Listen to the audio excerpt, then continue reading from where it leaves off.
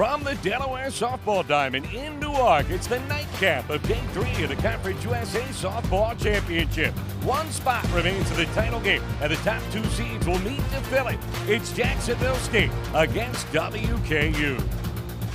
Taking a look at the bracket, not a lot left to figure out. Liberty awaits the winner of this one in tomorrow's championship game.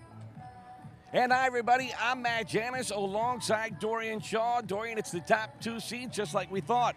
Yeah, we anticipated this matchup, maybe not in an elimination game, but two well-balanced teams with solid pitching and dynamic offenses going at it tonight. Both have already played games today. Let's start with WKU, which just had to fight off elimination. WKU got production from the offense. A squeeze play was the run that put them ahead, and then great pitching in the circle from Erica Hogue, but we anticipate seeing a different arm in the circle this game. They were able to erase two deficits en route to this game. Meanwhile, Jacksonville State has to bounce back, a tough one against Liberty. Jacksonville State just got caught up in Camden Anders' arm. Basically, they weren't able to push enough runs across, but they are a dynamic team, and they're going to look to compete in this game here. Everything still right in front of the regular season champions when we return. Starting lineups, first pitch, it's Jacksonville State against WKU.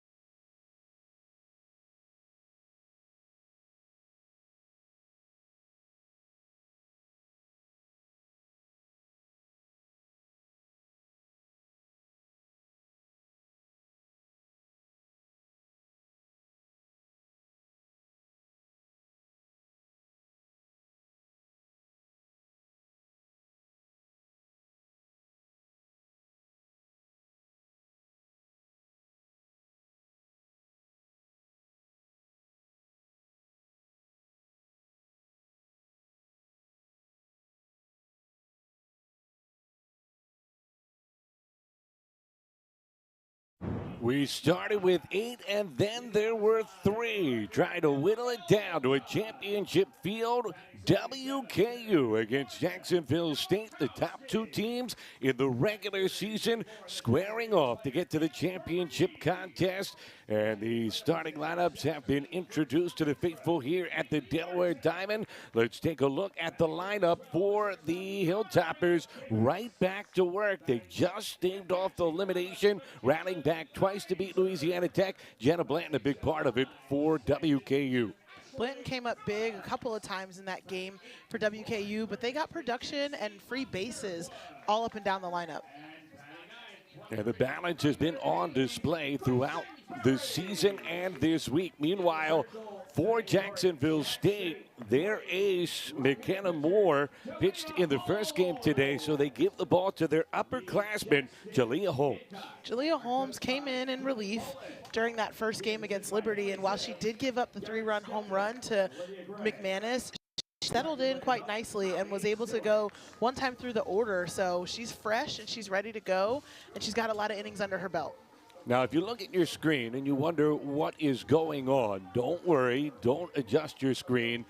little bit of a tournament happenstance here. Miscommunication, as they say in the business. Both teams will be wearing black jerseys, but there's just enough difference. Red pinstripes for WKU. That's the differentiating factor. Plus, it's softball, which it's at least a little bit less important to see the important distinctions in the jerseys.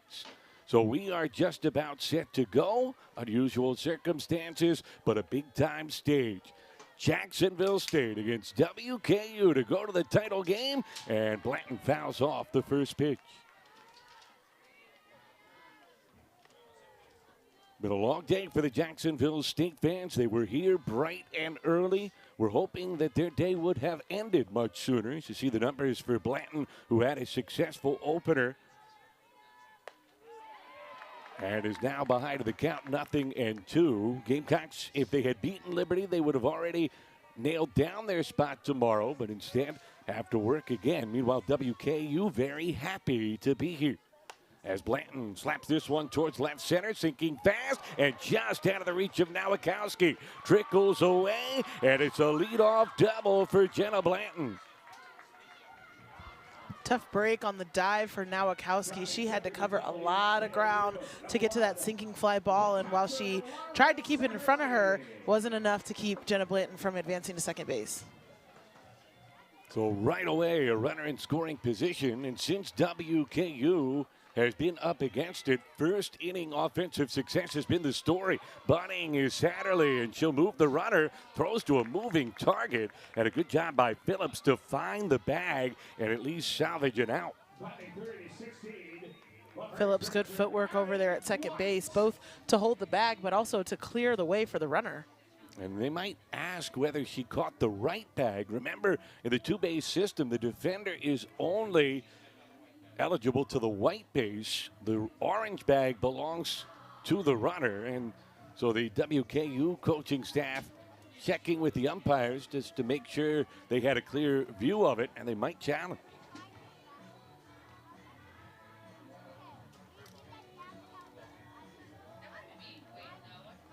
So now all three will confer as you see the conversation amongst the Hilltoppers. And we'll look again. There was a lot of moving pieces on this play. Phillips had to cover a lot of ground.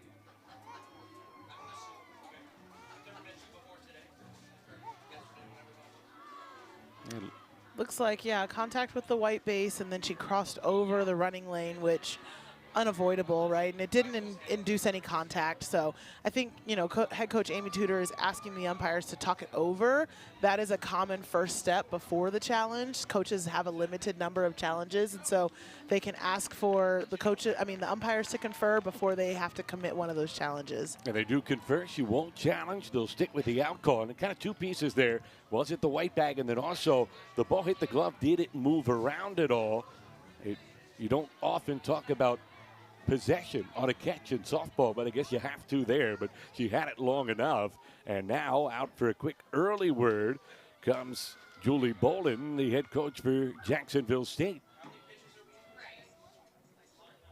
And I suspect this has a lot to do with the fact that Annie White is the hitter at the plate.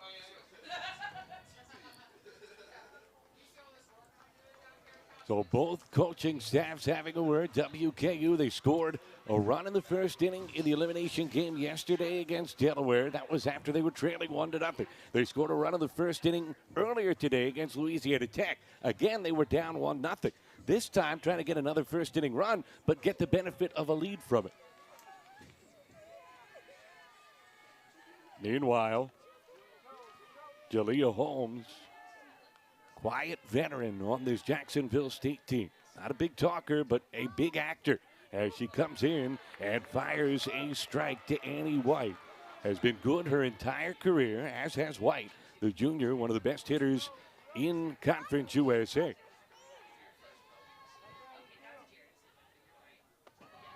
While we haven't seen much of Jalea Holmes yet in this tournament, she has a lot of innings under her belt this season. She's thrown 117 plus innings on the season as a partner to Erica Hogue. So they are definitely a 1-2 punch in the circle.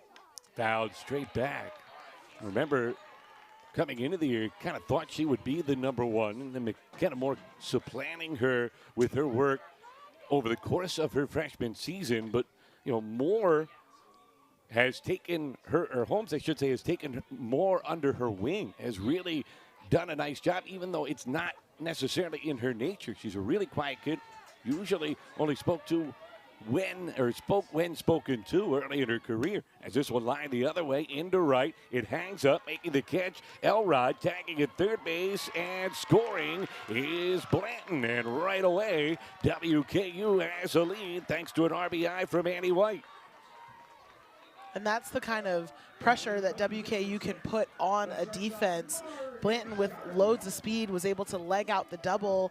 The bunt puts her in scoring position, and then a simple sac fly is enough to score the run.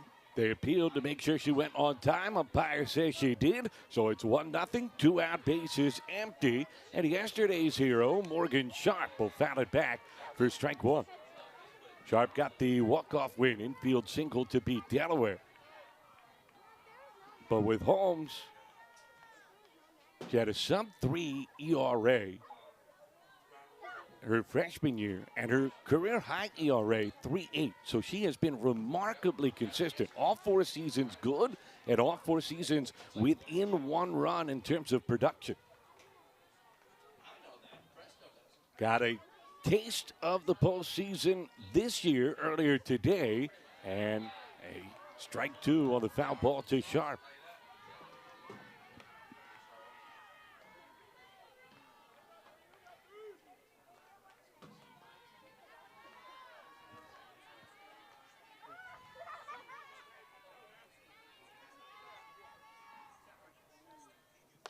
Chasers up the ladder and a strikeout victim here. So WKU able to get a run. They will play from in front. But Jacksonville State limits the damage after a half frame. Hilltoppers 1, Gamecocks coming up.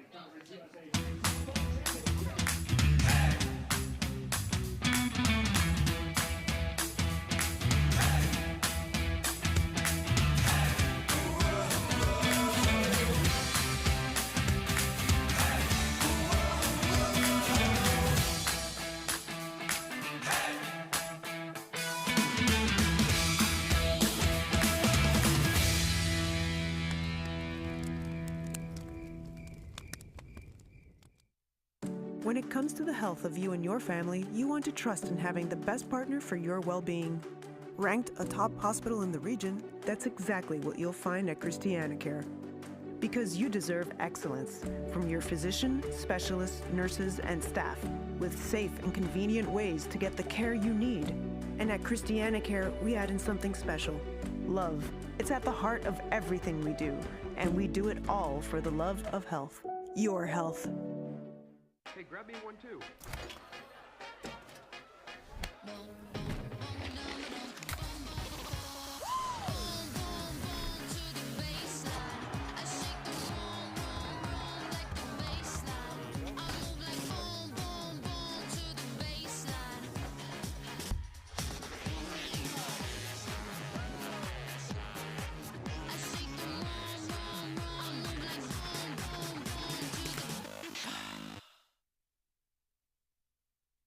Inning, WKU plays from in front, and now it's the Jacksonville State's offense's turn. They got off to a slow start earlier today, but it is a potent offense, and Morgan Nowakowski was on base 3 times. Yeah, not a lot to write home about offensively against Camden Anders earlier today, but Nowakowski got a hit, and Aria Davis was the one who hit the double to break the game open, break up the no-no. So Jacksonville State's definitely going to be looking to get off to a faster start. That lineup will face Ryland Smith. Smith back in the circle for WKU. Had a long outing the other day and a good one. Yeah, she went against Delaware and did a really nice job. Scattered a few hits here and there, but had some timely strikeouts when she needed big pitches. Emma Elrod will greet her as Jacksonville State looks for an immediate response and takes upstairs for ball 1.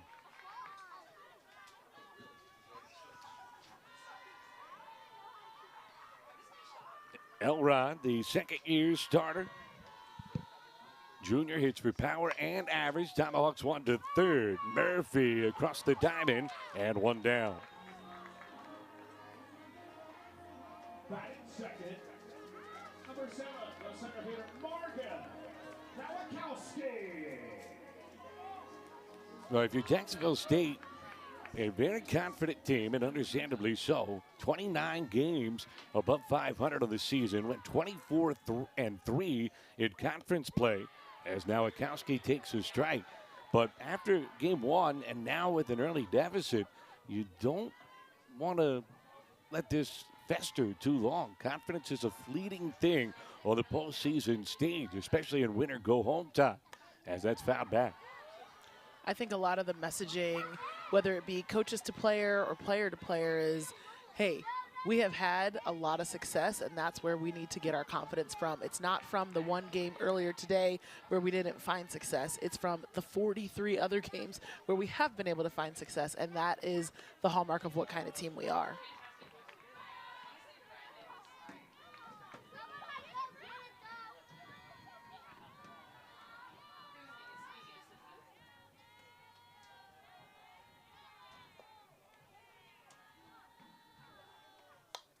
Foul away. Nowakowski's going to battle. You know that's part of her MO. Fell behind twice in the count earlier today and yet battled back. Got a free pass and got a double. Almost a grand slam. In fact, it should have been. It was brought back beyond the fence by the Liberty outfield and then bounced off the top of the wall. One of the weirder plays we have seen. And it's 2 balls and 2 strikes to her here. Which is saying a lot because we have seen a lot so far in this tournament. We saw a home run taken away by the Jacksonville State defense. Haley Cushingberry with the play of the week. I think it'll be hard to top that one. And that comes inside, and Nowakowski was willing to get on in whatever way it takes, shaking the hand as she's hit by a pitch. Rylan Smith likes to work on 2 planes, trying to go up and inside on the lefty, and just runs that in a little bit too far. First free base for her.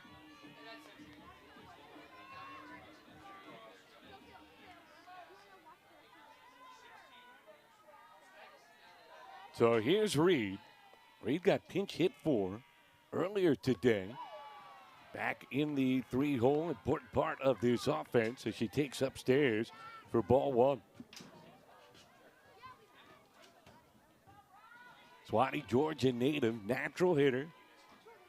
Played early in her career as both a pitcher and a hitter. Lines one here, past the pitcher into center field, and 2 on with only 1 out for Jacksonville State. This is the quick start that Jacksonville State was looking for. Free base, single, looking for some timely hitting now that they have the runner in scoring position with just 1 out. Blanton, so much experience out there in center field, trying to keep everybody calm, but a good piece of hitting from Reed.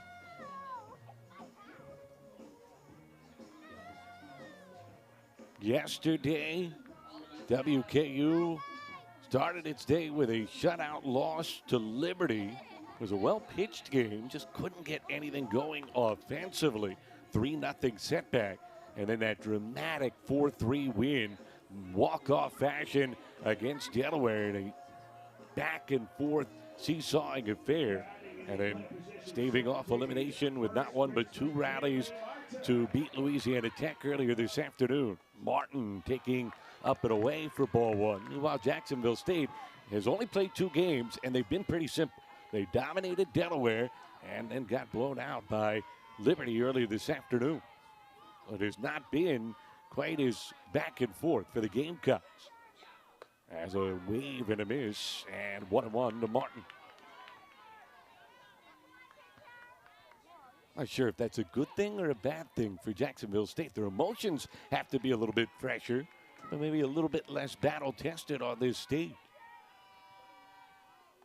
Although it's an extremely experienced team as he golfed fly ball to right, caught by Stinson. She comes up throwing, and no harm as there's 2 down. The runners stay put. Take no chances defensively in this game when you're trying to preserve a lead.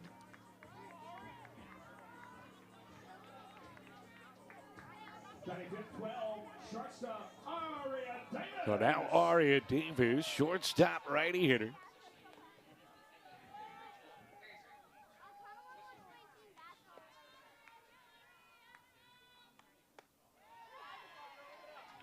And 1 ball, no strikes to Davis. Fantastic defensively, improving as a hitter. And got that no-no broken up, as you said. Went oppo to get it to the right center field gap.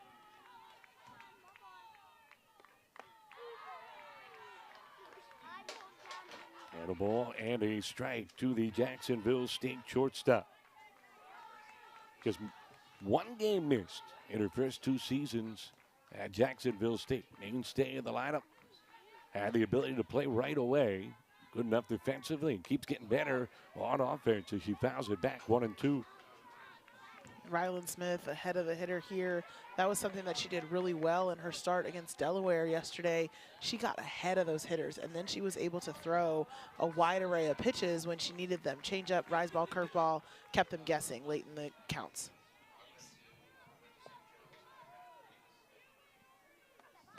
Swing and a miss, and Smith is fired up as she blows it past Davis and gets out of a tight spot in the first. So Jacksonville State threatens, but the strikeout, and the Gamecocks leave a pair as WKU leads by a run. Partners across the U.S. Impact the lives of athletes on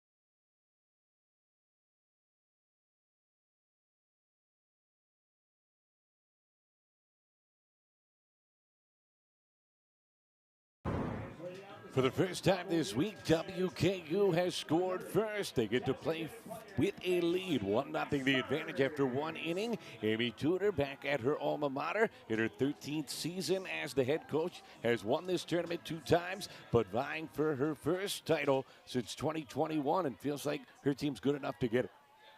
Both of these teams have championship experience. Amy Tudor hoping that, you know, their battle-tested season, they had some ups and downs, particularly that last series of the regular season against Delaware where they had to come up big in that Sunday game. She's hoping that that's enough to give them confidence going into this elimination game. Macy Masters starting the inning and swinging and missing to level the count at 1-1. And WKU has been here for a while. They got into town last Wednesday, in fact. We've been at the field so much this week, trying to figure out what day of the week it is on the fly. It is Friday, so that's 9 days they have been here in the first stage, staying in the same hotel. They did break it up after they won that regular season finale on Saturday and secured themselves the double bye. They went to Philadelphia, did some sightseeing as a team on Sunday as Masters comes up empty, and it's 2-2.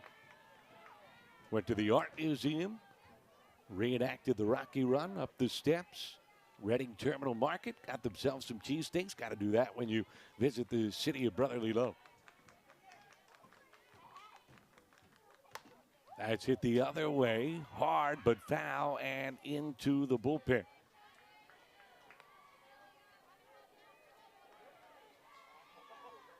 Funny, Philadelphia's the type of city where you could spend a week and not run out of things to do. They also went and saw the Liberty Bell as well, so they had culture and history as that one misses upstairs, ball 3. So all the necessary things for a trip, a little culture, a little history, A little food.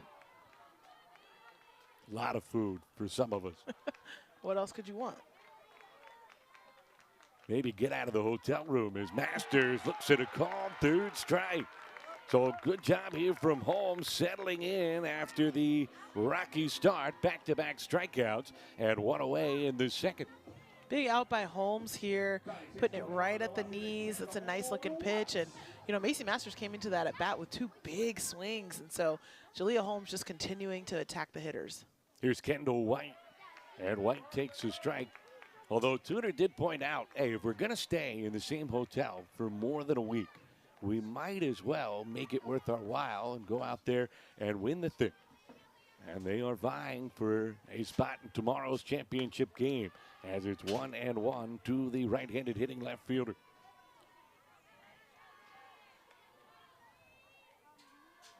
Little overcast here after it was a bright, sunshiny afternoon at the Delaware Diamond. Wind has been a factor all day. It's actually settled down a little bit as we shift to the evening. And you mentioned WKU wanting to win the whole thing. The format of the tournament, a little bit unique in the sense that that championship game is a winner-take-all game. So it's just one game, no double elimination tomorrow. So the team that gets there has a 50-50 shot.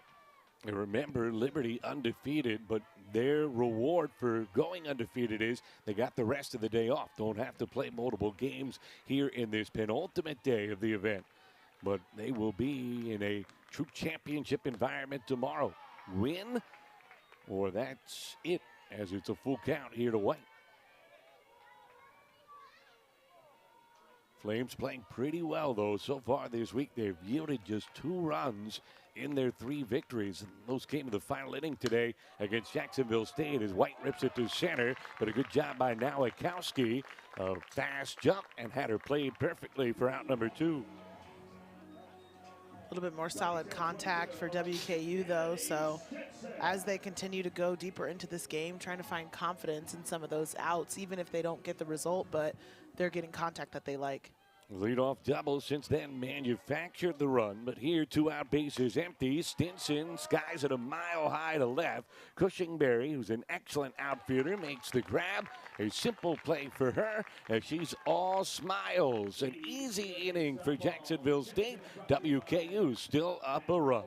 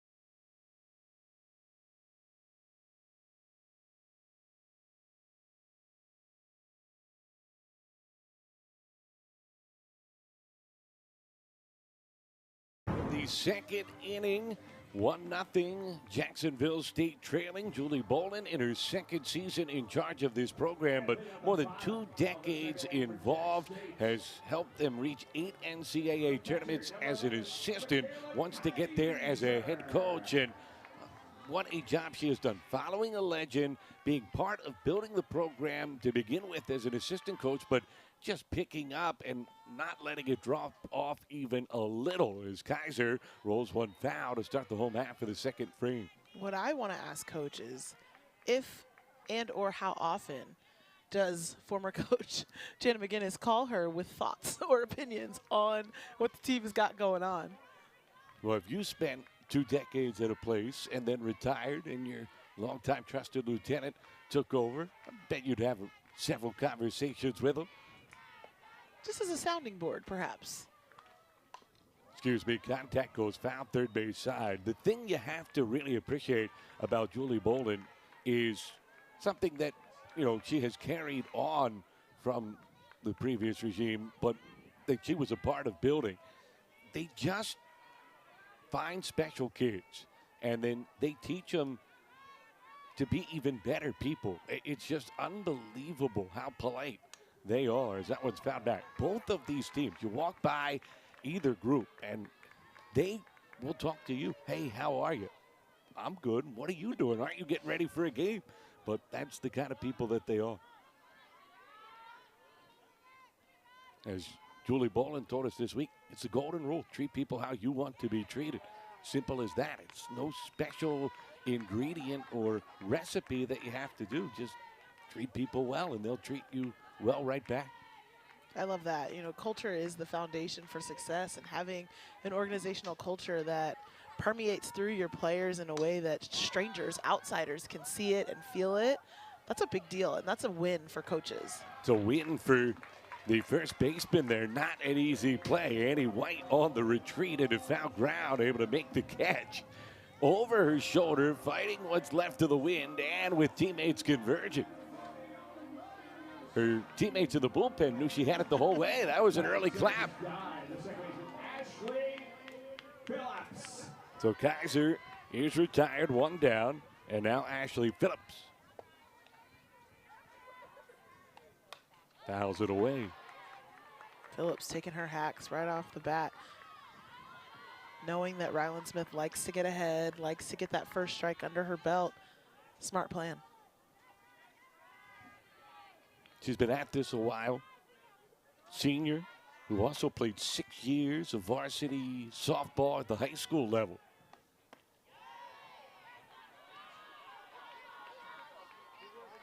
And in 2 sports, softball and basketball, 6 years varsity. That is pretty good. The Alexandria, Alabama native.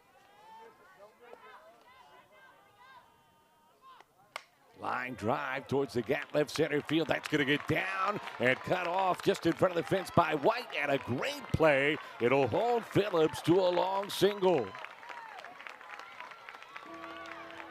Good choice by Phillips. Nice job running with her head up. A lot of times hitters will hit that bag and they'll have their head down, and that's how you run into outs. But Phillips, a good hard turn, but did enough to just get herself back because she saw the throw coming in.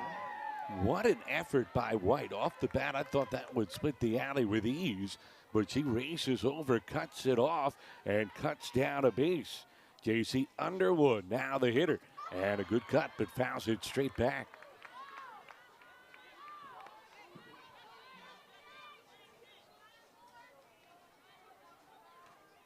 Underwood reached on a fielder's choice, did score a run, but tough day offensively, and they will come out for a word with Ryland Smith.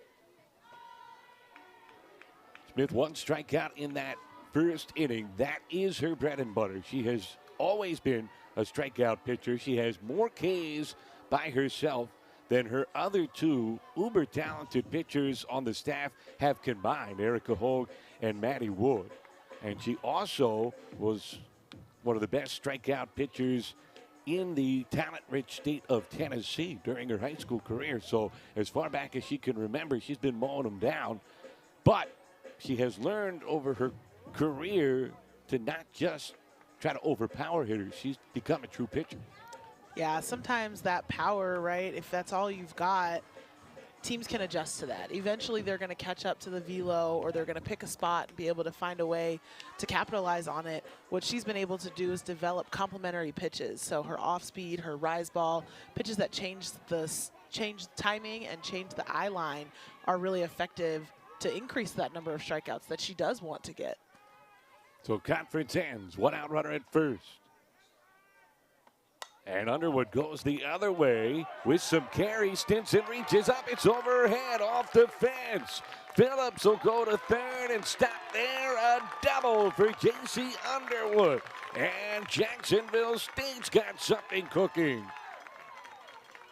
JC Underwood, while not successful in the Liberty game earlier today, she has had a very good tournament so far. She's had a couple of major moments where she's been able to get on base, score runs, get some RBIs, particularly in the game against Delaware. I think she was on base in all of her plate appearances, and so to have a player like that that's really clicking at the bottom of the lineup is a huge advantage. Here's Cushingberry in at third, protecting against the bunt. She takes downstairs, ball one.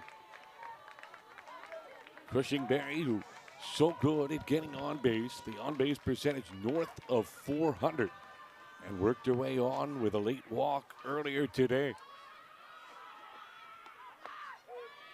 Takes a strike, 1-1 to the left fielder. Feels like an important spot for Jacksonville State. The offense so slow to get going early today. Up against it, down a run early. Chance to score without a hit. And Cushingberry behind the count, 1-2.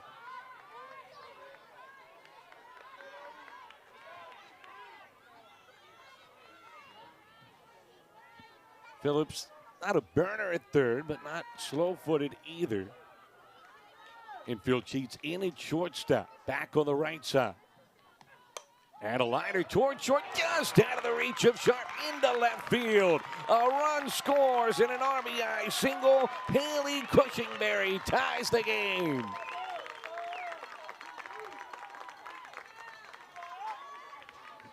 This is big for Jacksonville State to get this kind of production out of the bottom of their order, 7, 8, 9, going back to back to back with hits, turning it back over to Emma Elrod, the player of the year in the conference. They're feeling really good about where they're at right now. And electing to bring Sharp in a little bit. Cost them there. That would have been right to her as Elrod takes downstairs. You can see all the runners holding their ground. In fact, Underwood is still at second base, so she didn't want to take any chances. But the run comes in, and we've got a new game as Jacksonville State has 4 of the 5 hits today. And Elrod up in the count, 2-0. So tough to position your defense for those slappers that have multiple tools. You know, it's only 1 out. There's runners on second and third. Maybe a squeeze. That's in the air, foul ground first base side. White won't have room. So your middles don't want to play too deep. That ball just off the handle of Cushingberry just has enough to get over the reach of Morgan Sharp there. Definition of fighting it into left center field. Whatever it takes at this point of your season, which is on the line for both of these teams. Winner plays Liberty in tomorrow's championship game. 3 balls and 1 strike to Elrod with a scorching hot Morgan Nowakowski waiting on deck.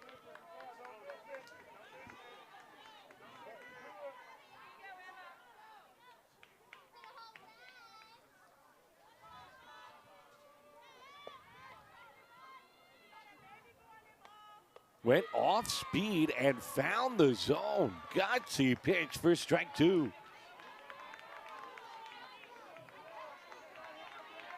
Talk about trust in your off-speed stuff. So now a full count with 2 on and 1 away. And a fly ball. Center field should be playable. Blanton squeezes the leather for out number 2. Big out there for Ryland Smith to retire Emma Elrod, who has been a centerpiece for Jack State all year offensively, especially with that runner in scoring position. And so now she's got 2 outs. Runner doesn't get to advance. They're in a much better spot defensively. So here's Nowakowski, hit by a pitcher first time. Lefty hitter, 5th-year senior.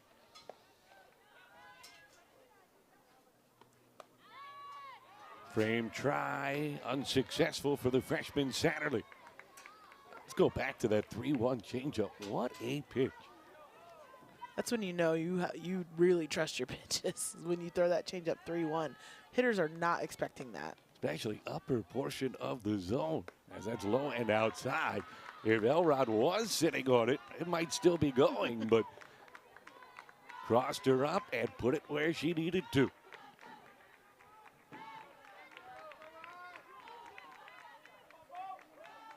Behind another hitter, though, that's not where you want to live against this Jacksonville State offense. They feast in these types of situations. Put yourself in attack mode and then attack, as Nowakowski does, driving it well over the fence and right. That went off a car. Under the bus. No doubter for Morgan Nowakowski, and Jacksonville State has taken the lead. Hope it wasn't your car. It wasn't. I'm a little further back, but man, Morgan Nowakowski with the biggest blast we've seen yet in the tournament turned on that ball and got all of it. A pitch that Ryland Smith just left a little bit elevated and a little bit too sweet, and she was ready for it. And you can't help but be happy for that kid. Open heart surgery her freshman year after she suffered a mini stroke arriving on campus. Went through the rehab process, didn't know if she'd ever play softball again. She did, and now she's taking out cars beyond the outfield fence with her team season on the line. We have a pitching change here at the Delaware Diamond. Jacksonville State up 4-1 in the bottom of the second inning.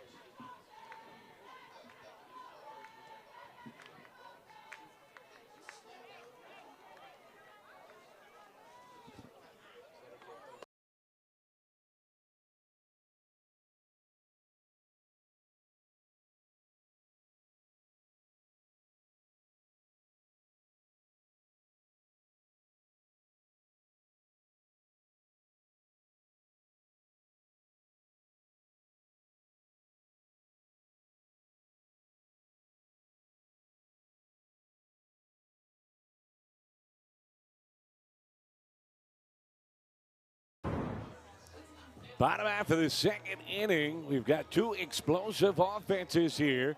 WKU able to manufacture a run in the first, but Jacksonville State striking back a 4-run second inning, sending the Hilltoppers to their bullpen early. And for the first time this week, we see senior Maddie Wood. Maddie Wood did some relief work in that regular season finale against Delaware a week ago, nearly a week ago. So she is still relatively fresh, but like you mentioned, this is the first time we're seeing her in tournament play. So now, Amber Reed, and she goes the other way, hits it hard, but White is there, makes the catch, and Maddie Wood does her job. One pitch gets out of the inning, but not before Jacksonville State strikes. Morgan Nowakowski, she had a home run taken away earlier. You're not taking that one away. A 3-run shot to give the top-seeded Gamecocks the lead.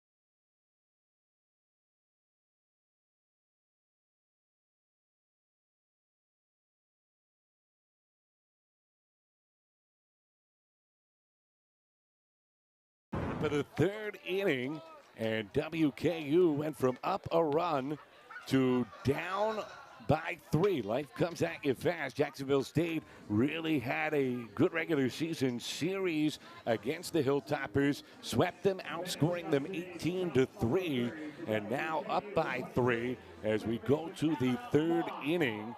And you can see the long faces for the Hilltoppers. Back to work for Jacksonville State. It'll be Jalea Holmes who gets a swing and a miss from Anna Mock. And by the way,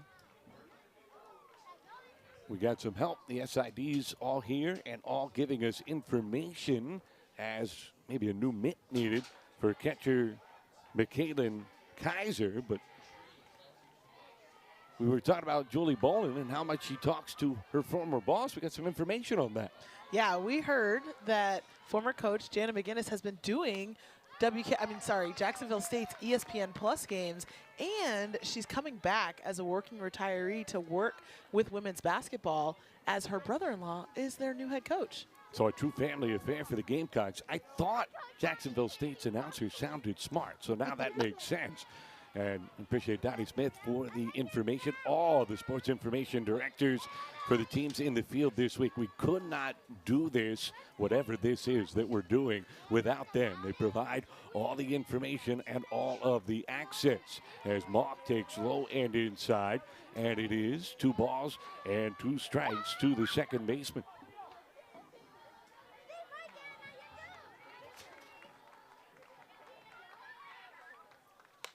The other way, that one will go foul and out of the reach of Elrod and Martin. So not only does Julie Bolin still hear from Coach, but gets to hear from her in real time of her thoughts of all her moves out there on the field. Absolutely. Kind of like you and Jen Steele doing the Delaware games as that one goes high and outside, ball 3. Pretty similar. Mock trying to get on base. WKU would like a bounce back here against Holmes. Mentioned the struggles during the regular season as that's low for ball 4. And we told you how good Jacksonville State is. 43-14 and 24-3 in conference during the regular season. You can look at the score against Liberty and say, come on, but no, this is a big sample size. They have been far and away the most complete team of the league. As a buck down off the bat of Murphy. Again, a moving piece there as Phillips has to hit the brakes, find the bag, and does to get the out. Yeah, and we mentioned, Jacksonville State, just a complete team. They play a high level of defense as we see Jalea Holmes come out and field her own position. They play really solid defense. They have multiple pitchers that can go 100 innings with low ERAs, and they've got power and speed in their lineup. It's just, they are a well-balanced, well-rounded team. 1-0 here to Blanton. Blanton, who missed an entire season in her college career, missed most of last year. She fouls that one back. Missed a year of her high school career, remember, because of the pandemic. These kids are of that age where an entire season was wiped out. And her entire senior season, all she could do was hit. She could not play the field because she was awaiting Tommy John surgery, as that one misses upstairs. So a proverbial black cloud has been following poor Jenna Blanton, because when she gets the opportunity to play, all she does is rake. She had success at Kentucky, and she is killing it at WKU. And she lines one the other way, but Cushingberry has been everywhere in left field. Cushingberry putting on a defensive clinic. Balls in front, balls overhead, balls down the line. She's doing a great job patrolling left field. So 2 down, still a runner at second base.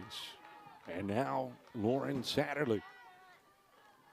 Roller right side, backhanded by Phillips, and gets the out at first. Excellent work from Jalea Holmes. Works around the leadoff walk and strands the runner in scoring position and gets that all-important shutdown frame. Top seed leading, trying to get to the championship contest.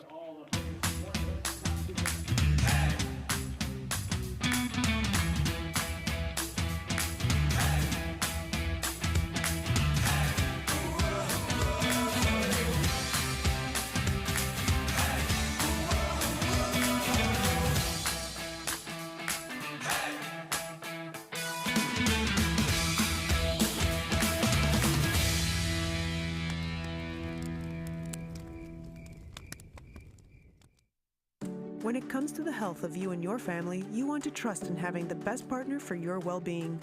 Ranked a top hospital in the region, that's exactly what you'll find at ChristianaCare.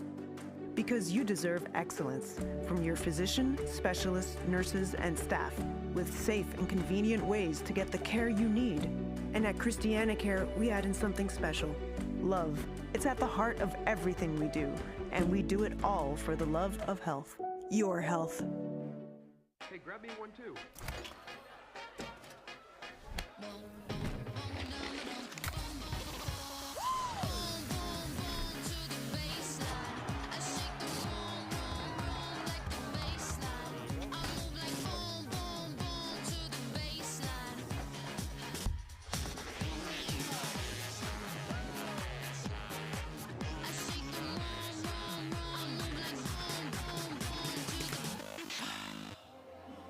Bottom half of the third inning.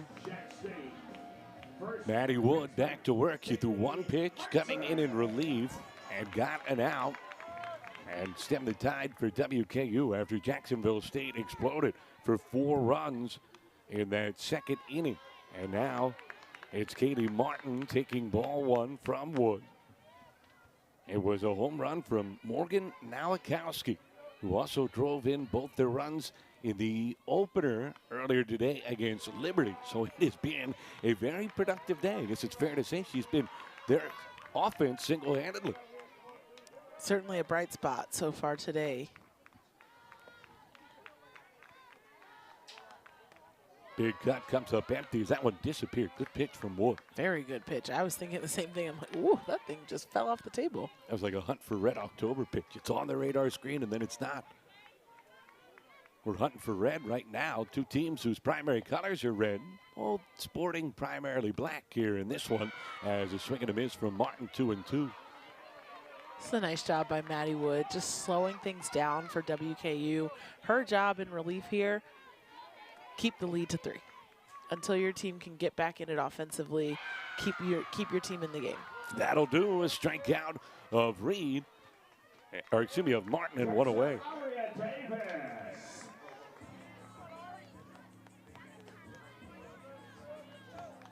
How about the leadership, though, from Martin? Goes to both Aria Davis and the on-deck hitter, Michaela Kaiser, to tell her exactly what she saw as a line drive seemed to work. Davis hit it hard despite the late swing for a foul ball.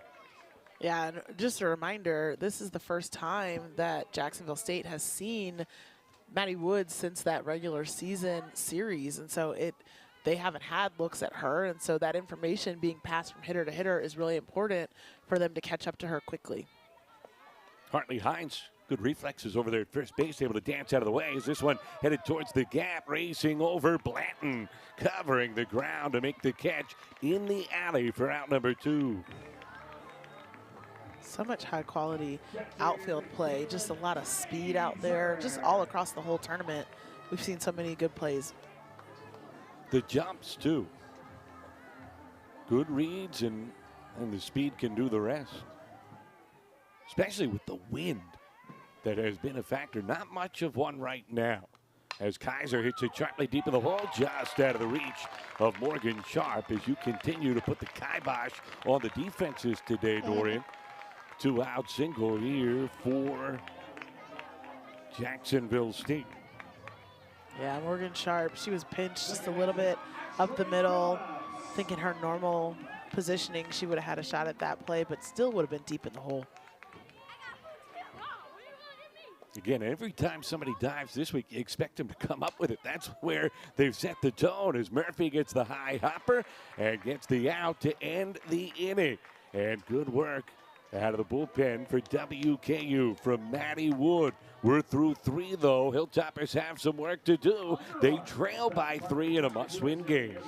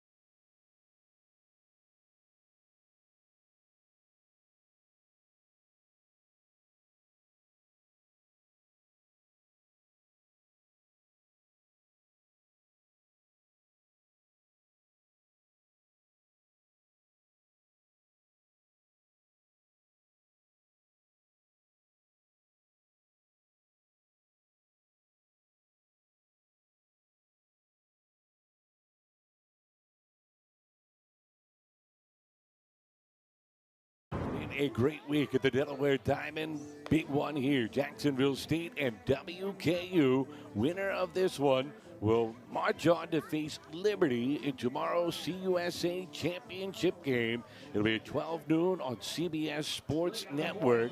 We started this week with 8 teams. We've whittled the field down to 3, and we're just a couple hours away from having our championship field decided. It's been such an exciting tournament, and I keep saying this, but we've had a little bit of everything. Some really stellar defensive plays, amazing pitching performances, timely hitting, big home runs, short game, stolen bases, challenges. It's been all-encompassing. A true tournament of bingo in terms of your softball watching, and we have filled up the card as Andy White into the count 1-0 and taking off speed for a strike from Holmes. It's 1-1. White got WKU's only run home, a sac fly RBI in the opening inning. And ahead of the count here.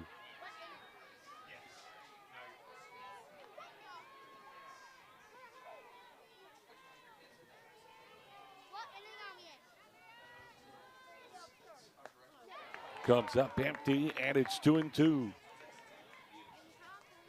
Julia Holmes just looks really comfortable in the circle right now. She's just sticking to her routine.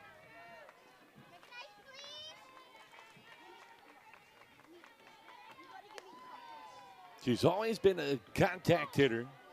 This year, the power has surged. Worked with the strength staff to improve the upper body strength and looking to attack the ball more this year, and it has paid off as that one drifts foul and out of play.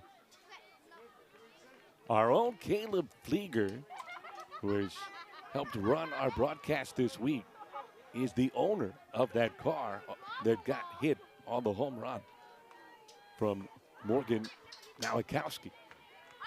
What is Caleb Flieger thinking parking there? As that one might be parked deep to left field and caught just in front of the fence. Cushingberry had enough room as White got under it a tag.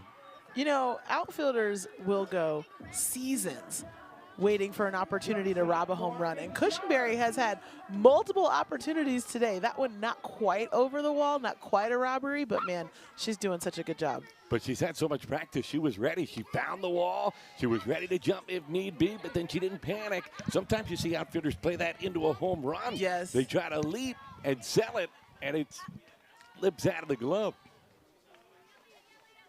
So loud contact, an unfortunate out if you're White.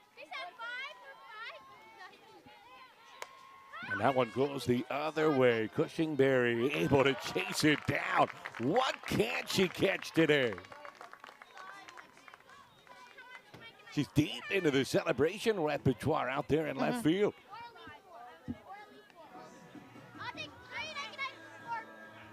So you want to work in sports, though. Show up 8 a.m.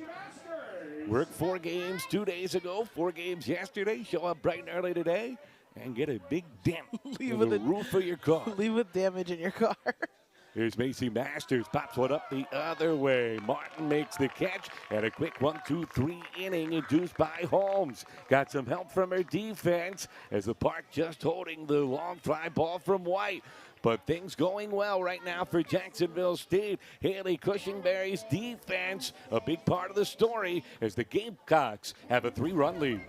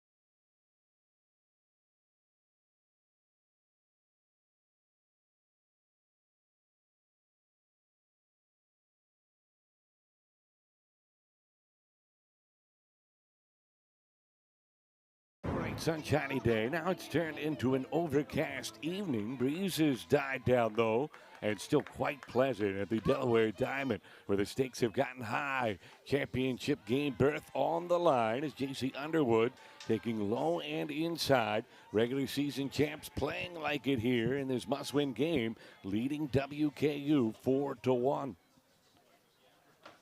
And that's rolled to third. Murphy has it and gets the out.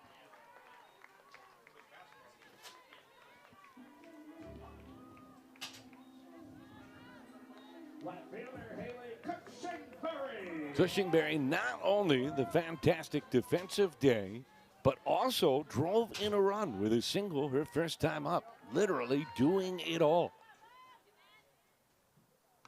As she shows Bunn, trying to add to the repertoire, takes ball one. That home run that she robbed in the first game against Liberty, as she beats that one foul. I mean, that was like straight out of a video game. She went way over the fence to bring it back.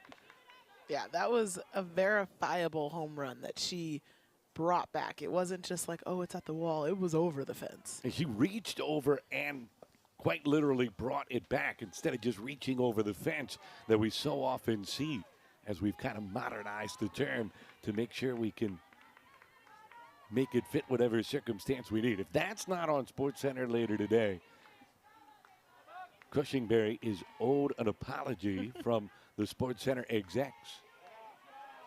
When you watch her, she just looks like she has so much fun playing softball. You know, she's all smiles, big celebrations out there. And even when she's at the plate, you know, she'll foul a ball straight back and she looks ready for the next pitch. That's in for a strike. CUSA has gotten some run from SportsCenter this year. In fact, there's one team in the league that made SportsCenter top 10 2 times. Louisiana Tech made it on multiple occasions for their web gems earlier in the season. That's rolled right side. Tough play on the charge. Mock flips it, but not in time. And Cushingberry's speed gets herself a second single of the game.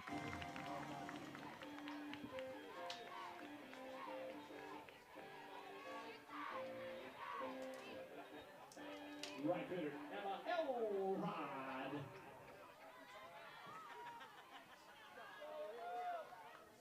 So now back to the top, Emma Elrod, who's 0 for 2 after a terrific regular season, as starting and stopping over there at first base is Cushingberry.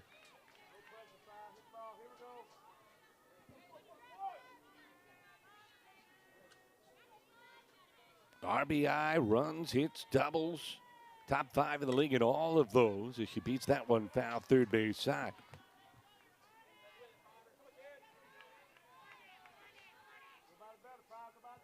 Has 200 at-bats now on the season. Part of being on one of the best offenses in the league and at the top of the order. You get a few extra opportunities. That's also tops in the conference. Yeah, Jacksonville State has scored a lot of runs this season, which means they keep hitting. Get more at-bats.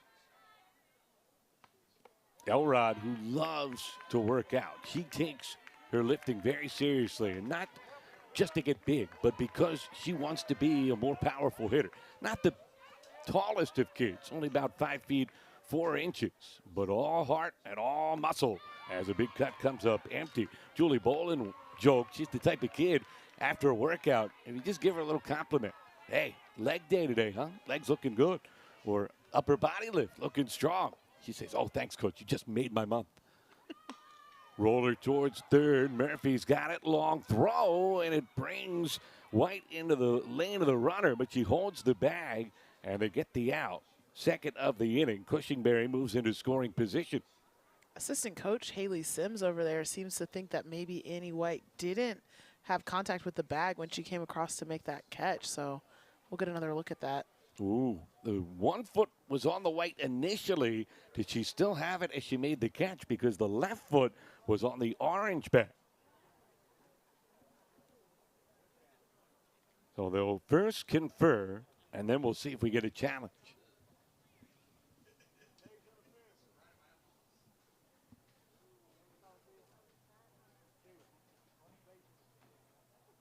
So the umpires see if anybody had a better view. It doesn't look like they did.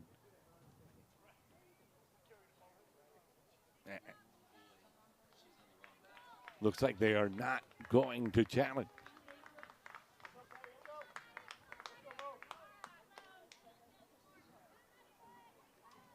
So it brings up Morgan Nowakowski. What a day she has had. The sun shining through on Nowakowski. The home run to drive in 3 and give Jacksonville State the lead. Also hit by a pitch. And Maddie Wood going a little too soon. Nobody was ready yet. Well, Maddie Wood was ready.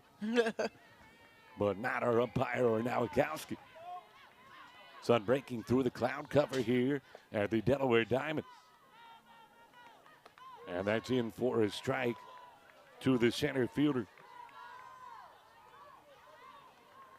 And Nowakowski, when she went through the surgery, obviously the long rehab to work her way back, right? I mean, it's open heart surgery. But the thing you don't think about is the mental toll that takes on you and all the health concerns leading up to it because she was out of breath, any type of simple activity, and then you go through the mini stroke.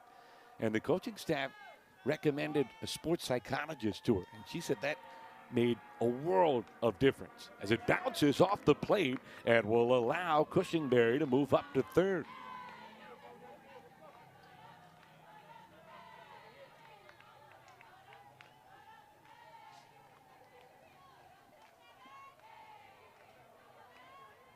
Not all rehabs obviously are created equally.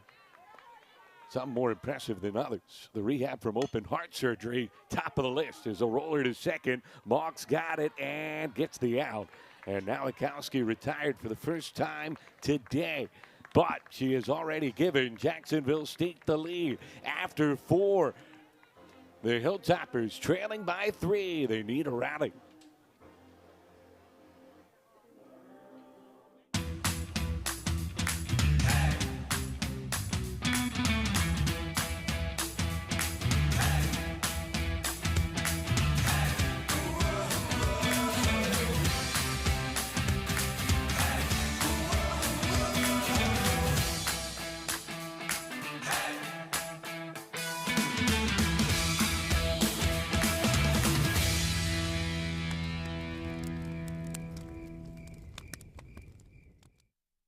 When it comes to the health of you and your family, you want to trust in having the best partner for your well-being.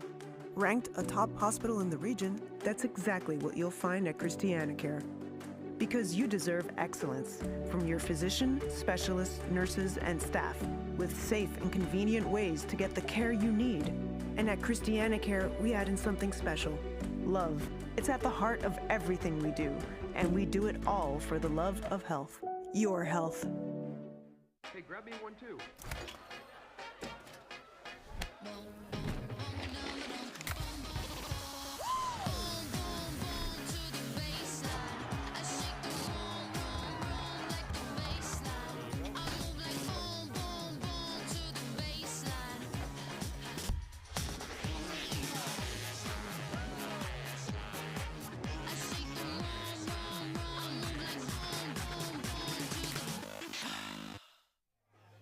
WKU trailing by 3 as we go to the 5th inning.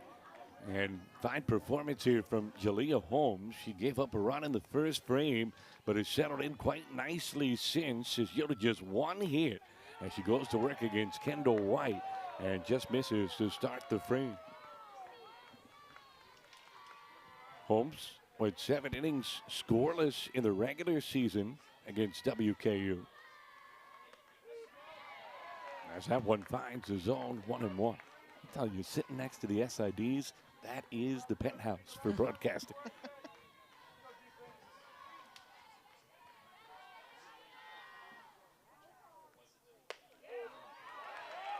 Holmes seems to be quickening up her pace a little bit, just trying to really get on top of these WKU hitters. As quiet as she is, as you see White, the Kentucky native, trying to will her way on base. Lines this one towards center field. Another good jump from Blanton. And again, she chases it down. I should say Nowakowski, beg your pardon, as White retired 1 away. But the thing about Jalea Holmes that the coaching staff says you might not notice if you don't talk to her every day, she is a fiery competitor. She wants to win as much as anybody. You just don't see it because she keeps everything inside, as it's fouled back off the bat of Kennedy Stinson. Well, in that emotional regulation, if you want it anywhere, you want it in the circle. Sometimes it can be good if pitchers can channel it, almost how we saw Camden Anders do, right? Like you can see she's got a little bit more of an external emotional, demonstration. But if you want consistency, steady in the circle is a really huge asset. It's funny because Julie Bolin really does know her player. As that one rolled towards second base, right at Phillips, who gets the out, 2 down. She said in the conversation we had with her this week about the biggest show of emotion you'll see from her is she'll throw the ball from her pitching hand into her glove, which she just did right there a moment ago. She gets 2 outs to start this top half of the 5th inning. She needs 7 more to get her team to the championship game. Anna Mock rolls one to third off the dive of Underwood, and it trickles into left field. So the first hit since the first batter of the game comes for Anna Mock here in this top half of the 5th inning. And that's not for me to say that emotional pitchers aren't also an asset, right? Sometimes defenses need that, or even offenses need that, right? Like coming off after a big performance, or you get out of a jam and you can kind of fire up your offense. It's different teams need different things. Murphy takes a strike. The biggest thing is you have to be yourself. You can't try to be something that you aren't. But it is easier to get through pressure-packed situations when you have that calm demeanor. Adrenaline can be a great thing, but it can also sometimes be a harmful thing. It all depends on how you handle it. For sure. That's why the word temper exists. That one is up and out of the zone. 2 balls and a strike to Murphy. Laid down a sac bunt her first time. Has been fantastic offensive improvement this year for her. 100-point batting average increase as she swings over the top for strike 2. She was challenged by the coaching staff in the offseason. Said, as good as you are defensively, we need more with the bat. And to her credit, she responded.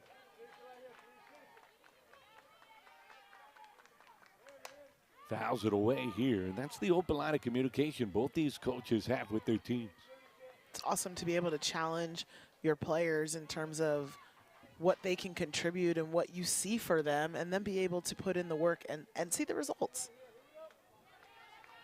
Down by 3 here in the 5th inning. And a full count to Katie Murphy with the top of the order waiting on deck.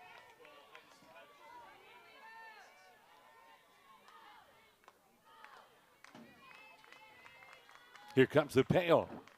Foul back.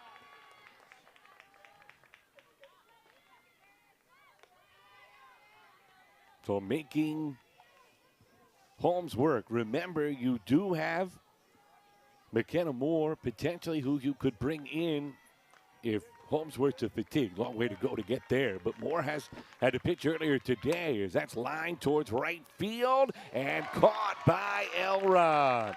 It hung up just long enough. Emma got the jump and able to go get it. And the runner is stranded at first. Good contact for the Hilltoppers, but nothing to show. And Jacksonville State still up 3.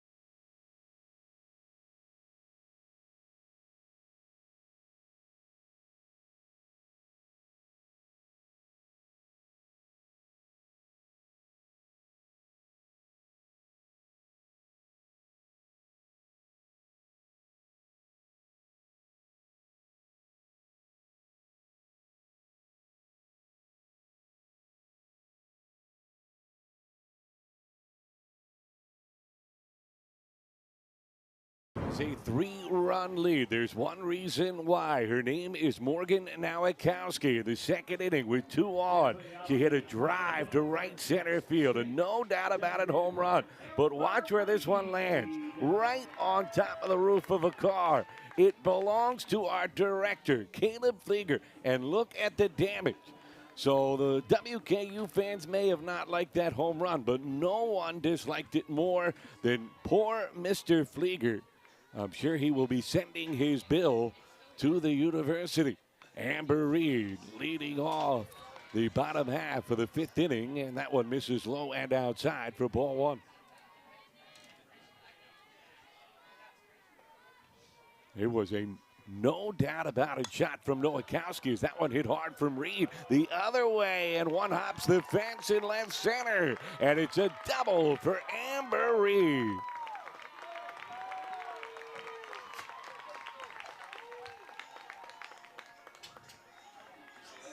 Amber Reed continuing to come up big. She had a single in that first inning, double in this inning. She's just doing it all against a couple different pitchers for WKU. And a kid that just loves hitting. We talked about it a little bit yesterday, but she's on a text thread with the assistant coaches about the science of hitting. And all they do is send each other drills and new tips and new ideas of how to become a better hitter. It's a true science to them. And Julie Bolin said she's basically turned into an extra assistant coach the way she talks right now. She has shifted from that player mindset to more of a coach or an instructor when she talks to her teammates about hitting. That's a fun type of kid to coach, somebody who's really invested in learning more about their craft and treating it as such. I think it also gives her a perspective of when she experiences failure or adversity offensively, she can have a little bit more of a clinical look at it, less than an emotional look at it. And so then she can make adjustments a little bit faster. That's downstairs, ball 1. The other thing about Reed, she started her career as a pitcher, and when she came into Julie Bolden's office to tell her, I want to focus on hitting. That's where I want to put all of my time. This splitting jobs thing is a little bit difficult. She was worried about how that conversation was going to go, and Julie Bolden said, be a hitter.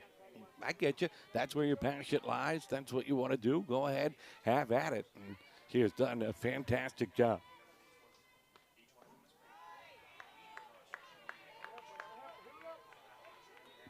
It's Reed and Elrod who are far and away the two most passionate about the art of hitting.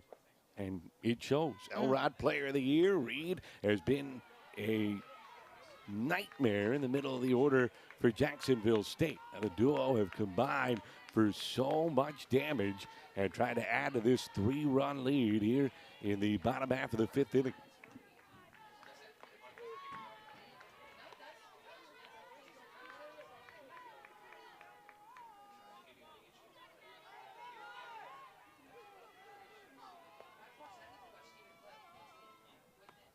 That one tapped off the foot of Martin. She's down at a heap. Right now, if you're Jacksonville State, obviously you need more runs.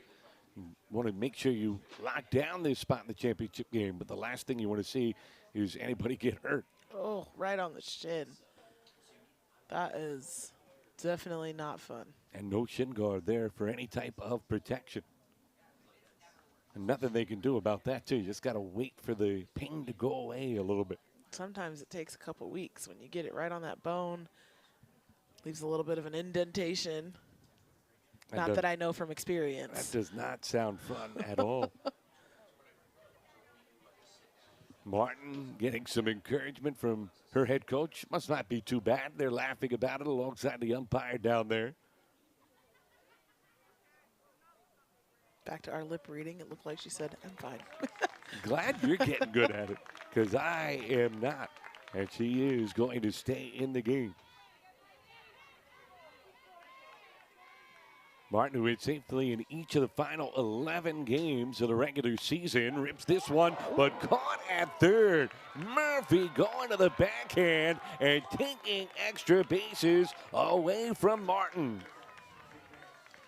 Murphy flashing that leather. Really nice job on the full extension catch.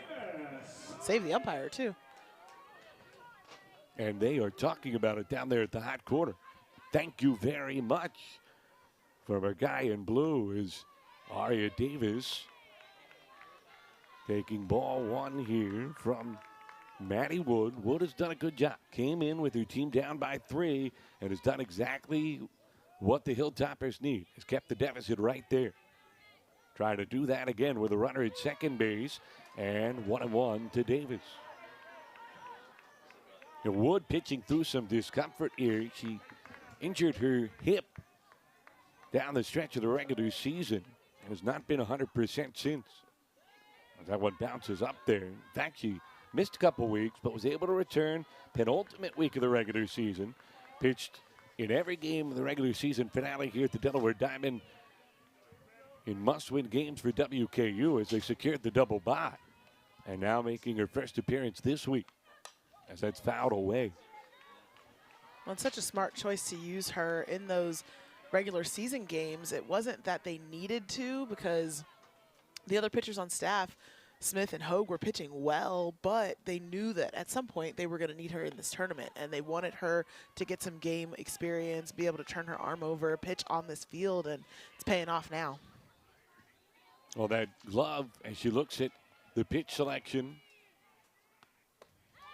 tries to paint the outside corner and misses. She's got A01 written on the backside. It stands for Audience of One, and it's accompanied by her favorite Bible verse, which is Romans 8:28. So just make sure she's got that in mind as this one rolled foul, third base side.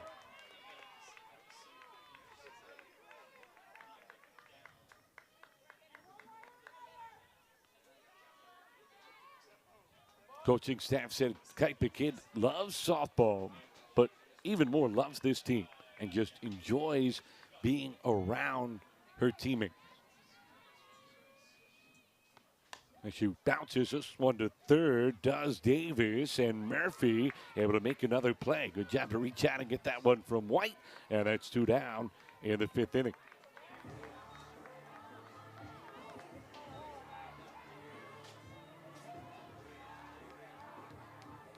White can move, and that throw did tail a little bit on Murphy. Good job by White to use those arms and hold the bat. Here's Kaiser, who is singled. And fouls it off.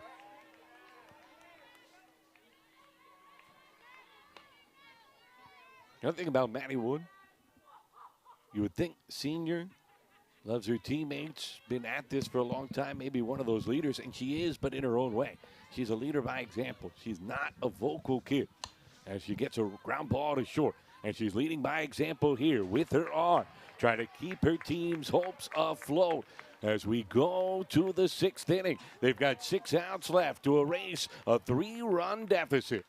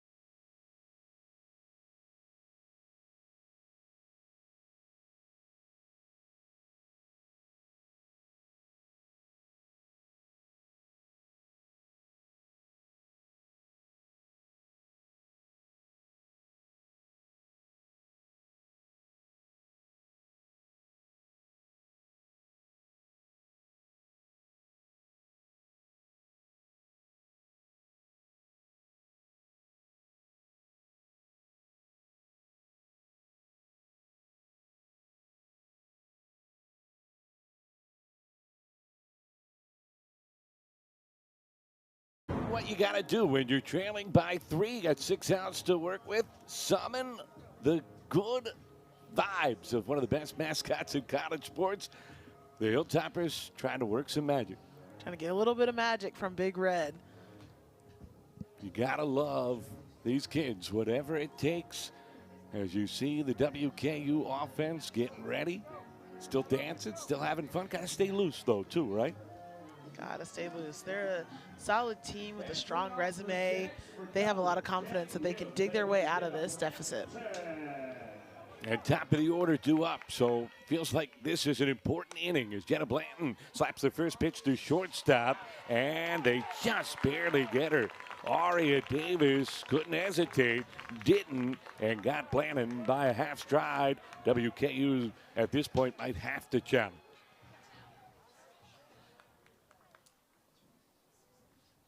Running out of outs, any close play, you take your chance.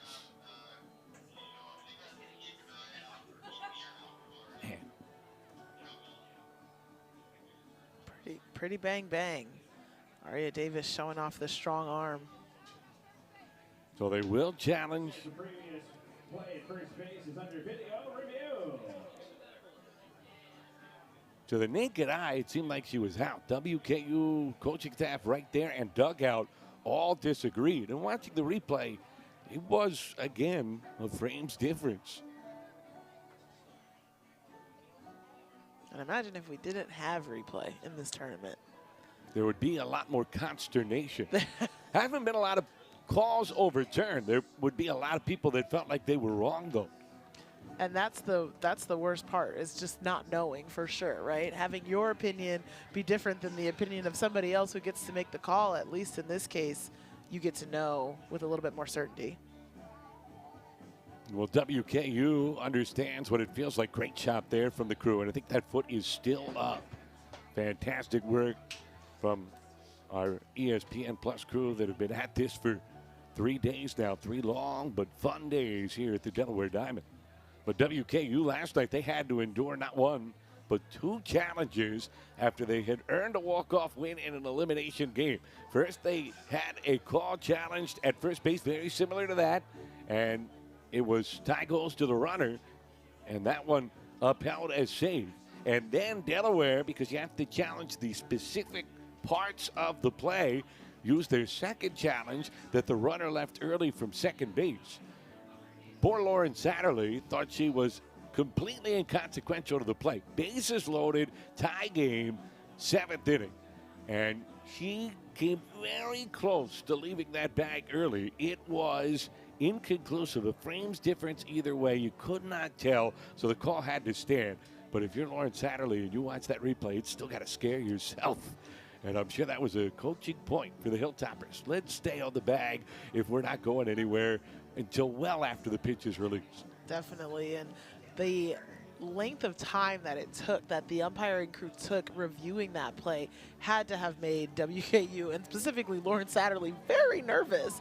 Because sometimes when they look longer, it makes you feel like they're going to overturn it. And they came back and they said she did not leave early, much to the devastation of the Delaware host team, but WKU got to celebrate and march on. It ended up just being an extra celebration for the Hilltoppers. It was funny because they celebrated when they won and then said, hold on, we're going to review it.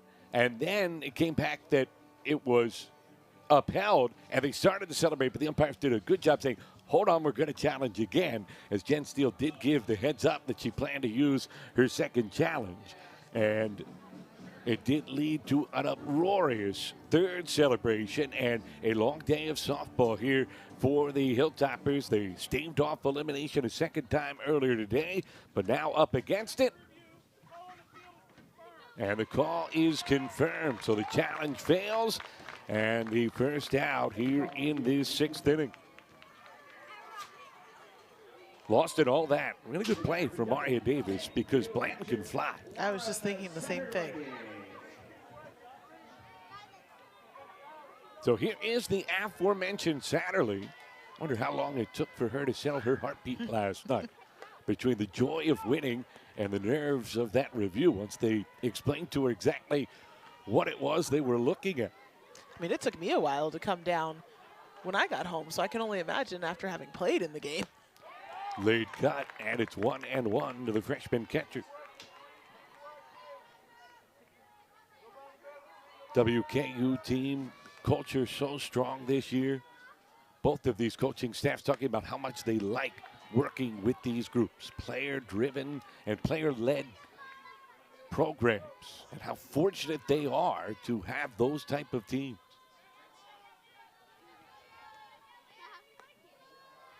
You know, as a former coach, how valuable that is to a staff. Yeah, and both relatively young teams, so a lot of this, the core of these teams will be back next year, and so it reasons to believe that the culture will remain intact with minimal overhaul or change. Saturday, a big part of that as the young backstop. Count goes full to her here.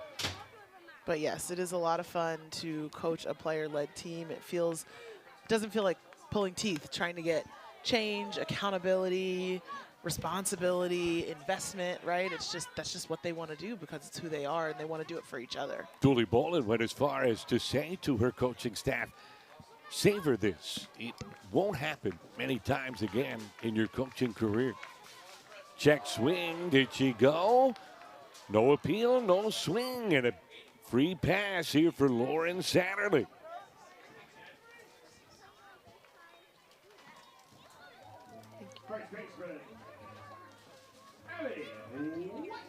So here's Annie White. Again, it's only the 6th inning.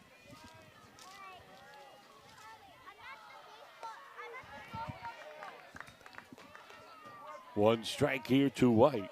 Sac fly, RBI, responsible for WKU's only run.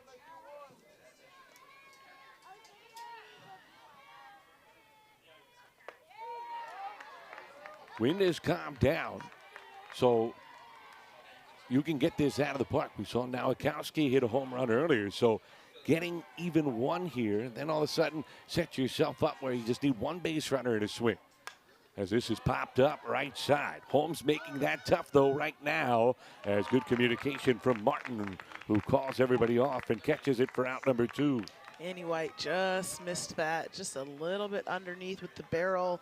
You see it go super high. Those high fly balls are typically very narrow misses. That's a frustrating part for WKU because they still have more time as Morgan Sharp takes outside. But this was the top of your order, and that's where you've been so successful all season, and not getting anything done with that coming up makes it much tougher.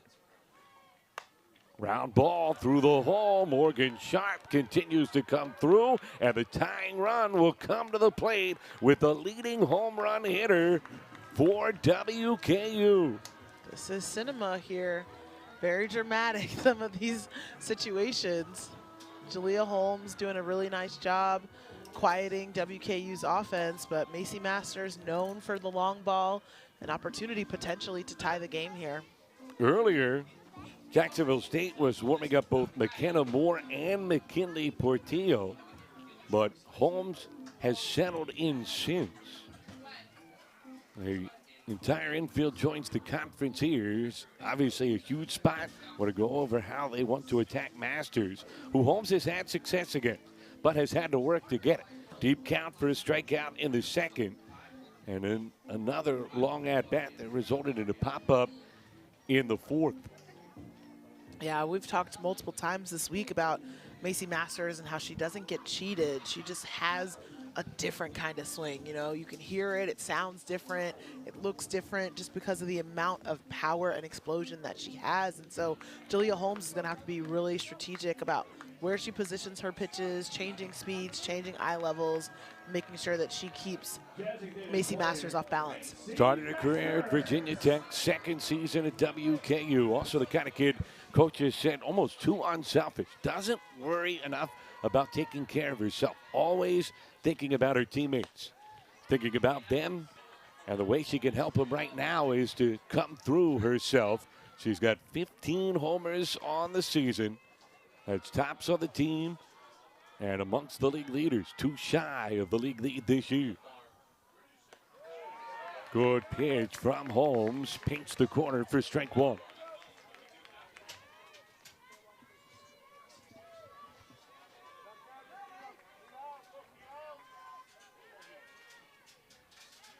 It's good she wants to help people. She's going to be an elementary school teacher when she's done, so she'll have plenty of young ones to help in her future career. The coaching staff said she's going to be a great teacher. We need lots of those. 2 on, 2 out, tying run at the plate as Masters fouls it away. It's a good swing. Macy Masters and Julia Holmes both looking pretty comfortable in this at bat. Neither of them look like they're feeling the potential pressure of this moment, even though it is a big moment in the game. So now approach changes a little with 2 strikes. But the count goes full, which means a head start for the runners. Outfield playing really deep, trying to cut down extra base hit. But with a head start, good chance to score 2. Instead, a strikeout and a huge one for Holmes, who celebrates in her own way. Nonchalant, but awful happy as she gets the final out and keeps the lead at 3, overwhelming the power hitter, and Jacksonville State stays in control.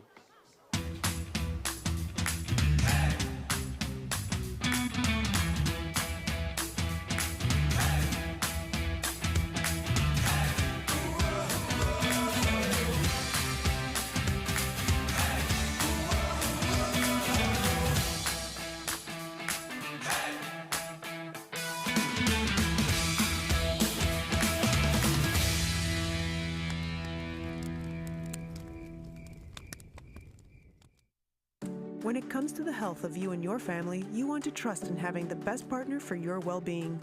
Ranked a top hospital in the region, that's exactly what you'll find at CHRISTIANACARE. Because you deserve excellence from your physician, specialists, nurses, and staff, with safe and convenient ways to get the care you need. And at CHRISTIANACARE, we add in something special: love. It's at the heart of everything we do, and we do it all for the love of health. Your health. Hey, grab me one too.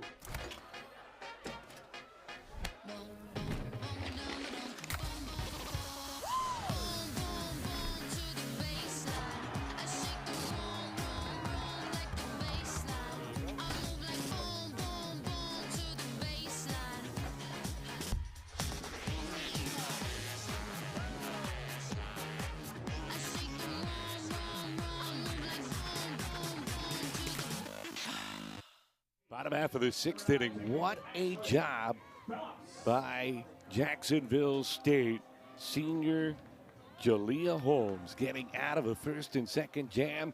Really hadn't run into much trouble since the first inning, but responded when she did. Now looking for some more cushion. Ashley Phillips grounds one foul, third base side, just wide of the bag. Another sharp glove over there from Katie Murphy. Yeah, she just moves really well. The little bit of a short backhand, dropping down to one knee. It's a nice play. And quick release to boot. Now that's a pretty accurate throw. That even brought a smile to Annie White's face. And Phillips gets a reprieve by a matter of inches. Singleton scored her first time. 1 ball and 1 strike to her here.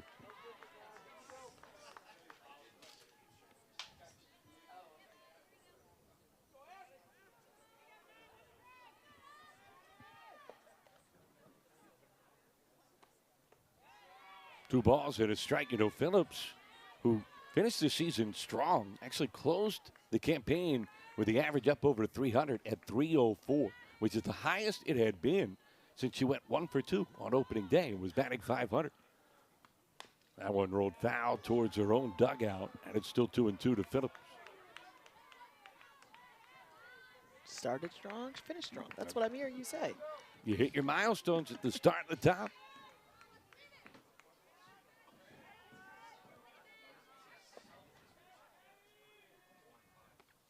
That one in the air, left field. It's well hit. White going back, and it's gone. Ashley Phillips, a solo shot and a little insurance for the regular season champs. Home run number 8 for Ashley Phillips brings on the light party here at Delaware Diamond, and even more important, an all critical insurance run to grow that lead going into the 7th inning. The 24th of her career.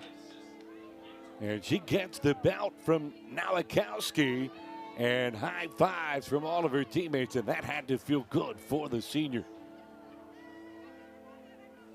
Third baseman, J.C. Underwood.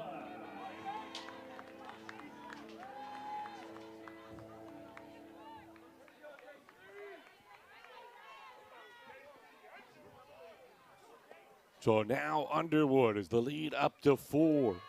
And strike 1.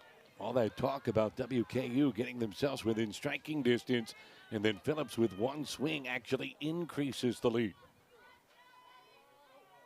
Now they went to the Rocky Steps, and maybe Phillips was inspired. You see that shadow boxing as she came to home plate as Underwood thrown out at first. Can all take a little bit of inspiration from Rocky. It would work better if it was Jacksonville State that went to the Rocky Steps. Both teams wearing black uniforms. It's a little confusing up here, folks. My apologies. That was WKU, but you understand what I meant. I was with you, yeah. 1 out, and here comes Cushingberry. We've been trying to keep it straight the best we can all day long as that one finds the outside corner. Cushingberry has been excelling all day long. Robbed a home run in the game against Liberty. Got herself a hit and on base. And today, 2 hits and an RBI in their second game.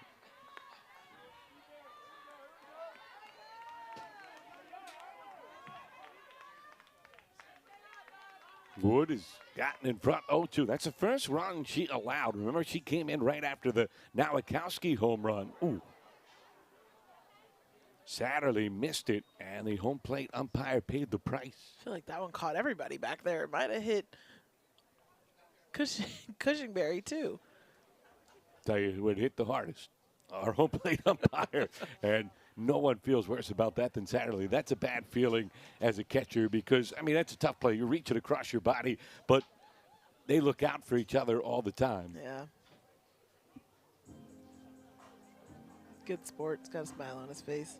Umpire crew has been incredibly kind every time we've been on the field interacting with them between games. You know, they take so much grief. You have to be able to take everything in a good-natured fashion, I guess, to do that job. And there he is. He's smiling.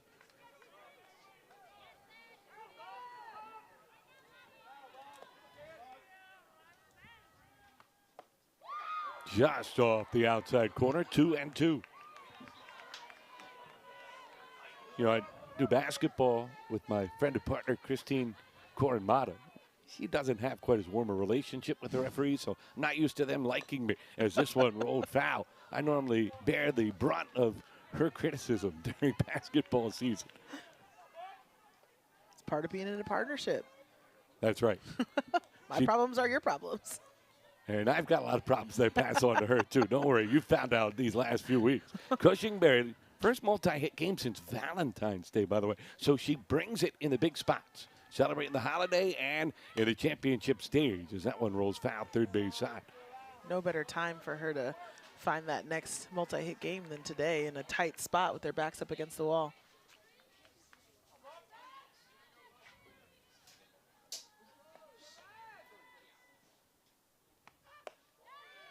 Just missed the outside corner. Satterley still trying to frame it out there, working for her pitcher as the count works full to Cushingberry. Really is a credit to the kid who's struggled a little bit with her contact this year, but just keeps getting on base. Works another walk. Julie Bolin said, I don't know how she does it. Well, we asked her this week, but she does, and I hope she keeps doing it. She did think maybe it's all that movement in the batter's box distracts pitchers, and she joked maybe umpires a little bit, gets her the benefit of the doubt.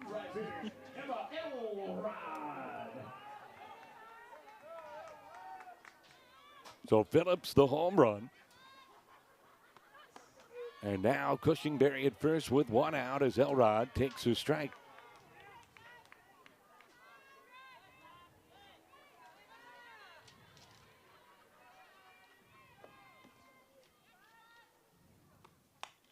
And that one roped foul left field side. Well, Elrod she is the most passionate on the team about hitting. She is the one that is the true mad scientist when it comes to the study of the science. In fact, her high school coach, the first time Julie Bolin started recruiting her, said when her feet hit the ground, the first thought that pops into the kid's head is, how am I going to hit a softball? 1 ball and 2 strikes to Elrod. That's how you turn yourself into a conference player of the year, I guess. Definitely.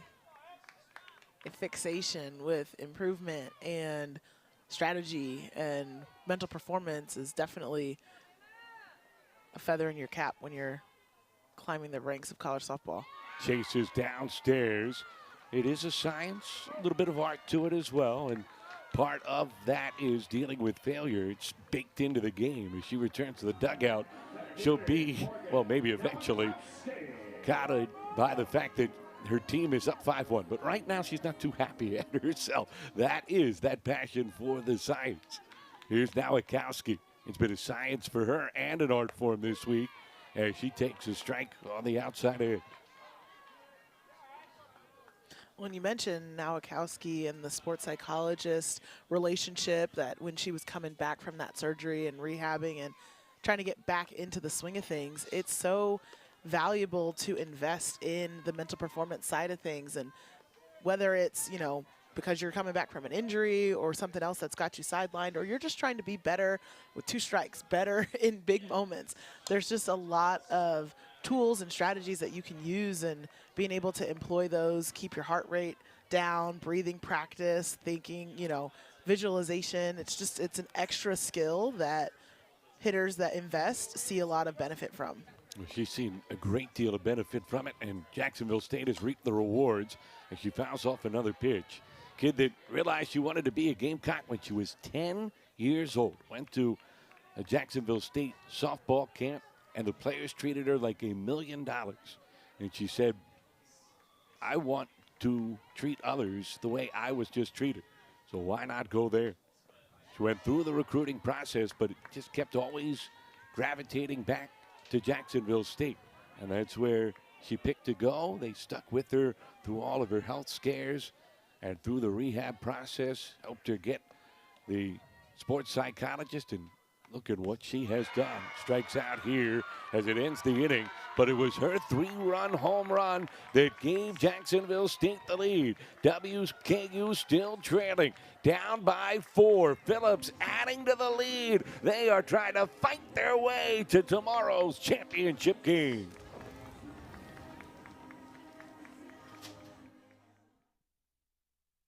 Fight their way.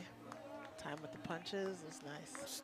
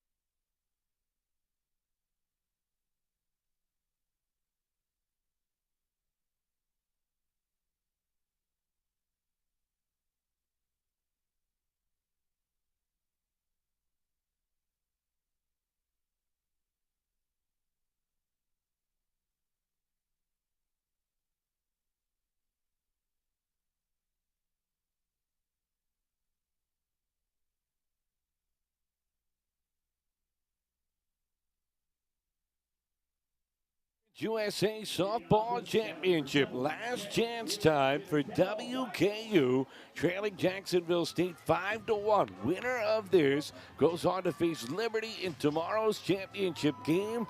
Here's the summary. It was WKU manufacturing a run early. A double from Blanton. They sacked her over, and then a sack fly got her in. Since then, it's been all Gamecocks. A 4-run second inning, a 3-run blast from Morgan Nowakowski, and a solo shot from Abby Phillips. Kendall White leads off the top half of the last inning as the Hilltoppers need 4 to keep their season alive. White, who spent a large portion of the season atop the lineup, leads off the most important inning with a liner to right center, just out of the reach of Elrod. One hopping off the fence. She stumbles going around second. Relay to third in time.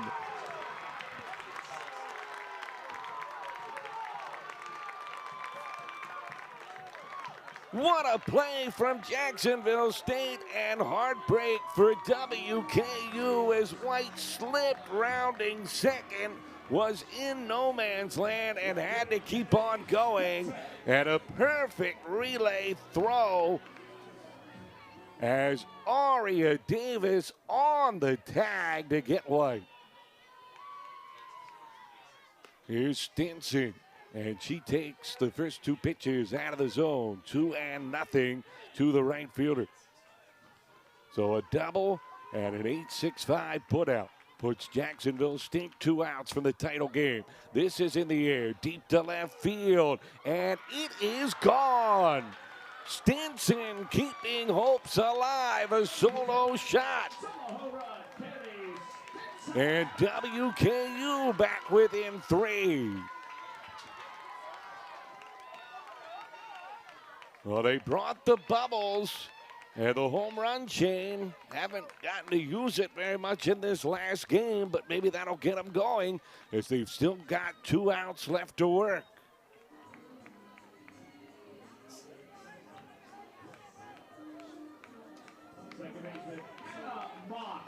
You never know with Cushingberry, but she could not get that one.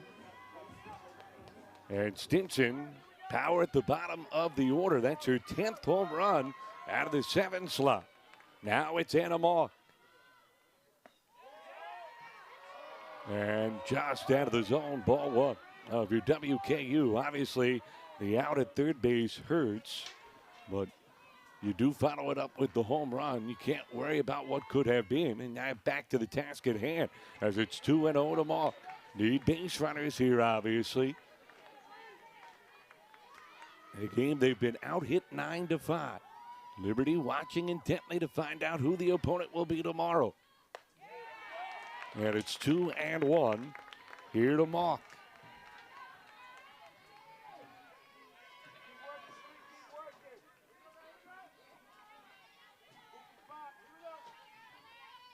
Roller up the middle to her left. Davis gets out number 2.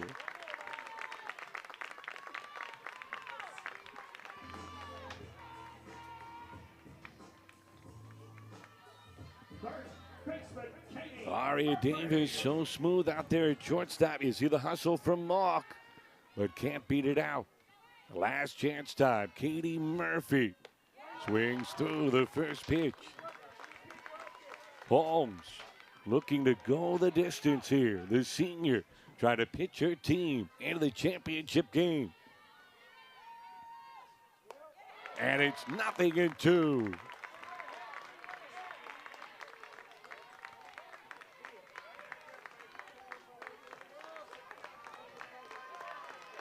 Gamecocks can sense it. And a good battle from Murphy to stay alive.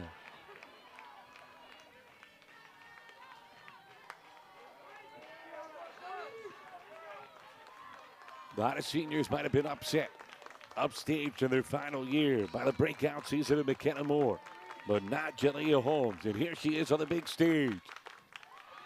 And trying to put the finishing touches on a complete game win to lift her team into the championship.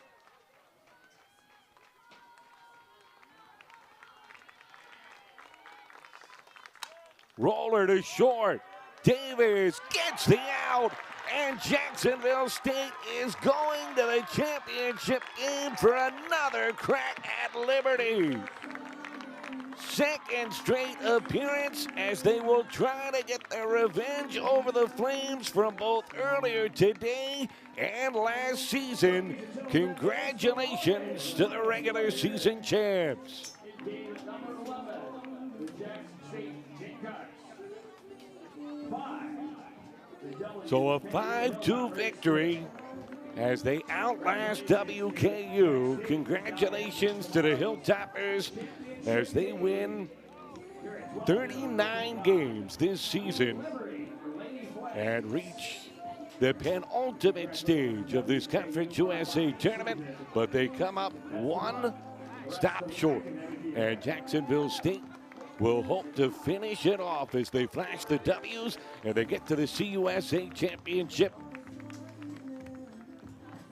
where they will take on Liberty tomorrow. Here's a look at our bracket. We started with 8 this week in the first day. 2 elimination games right away, whittled it to 6. Then double elimination play got us down to 4 today, and 2 more went by the wayside, as it will be third-seeded Liberty, unbeaten this week against the regular season champs from Jacksonville State. Dorian Shaw standing by with Julie Bowler. Another elimination win. Talk to us about Jalea Holmes. Her first appearance in this tournament. She comes up big for you guys in the circle. Yeah, absolutely. She's a senior. She wants the ball. She's been putting in the work, and she has gotten better every game throughout the season. So for her to have the ball that whole game, I'm proud of her. She has put in the work, and she deserves it. She wants the ball. I love that. And we're seeing your team celebrate behind us. My partner Matt and I have been talking about your team culture all week long. Talk to us about your team culture and how it shows up for you in these big games. Right. They have just bought into each other. And you can't really buy that. Sometimes you beg teams for that, but they want to win for each other. They want to play hard for each other. They work for each other. And every single one of them has a role on the team, and they've bought into that role. They are unselfish, top to bottom. So I think just that culture and them wanting to win for each other helps us move forward. Awesome. Well, you have a special group, and it's going to the championship tomorrow. We'll see you back here tomorrow. Congratulations, Coach. Appreciate it. Thank you. All right, thanks a lot, Dorian, and to Coach Julie Boland. Congratulations. WKU put up quite a fight, but not quite enough for the second-seeded Hilltoppers. Instead, it's the regular season champs. What work from our crew? Nate Grant, Ryan Doherty, Danny Aileen, Mike Mahoney, John Seeger, Jack Hurlbut, Joel Thompson, Damian Holiday, and Caleb Figger here all 4 days. Thanks so much for being with us. For my partner Dorian Shaw, I'm Matt Janis. Jacksonville State a winner. They'll take on Liberty tomorrow, 12 noon on CBS Sports Network. All games are airing on the ESPN Network, streaming live. This has been a presentation of ESPN.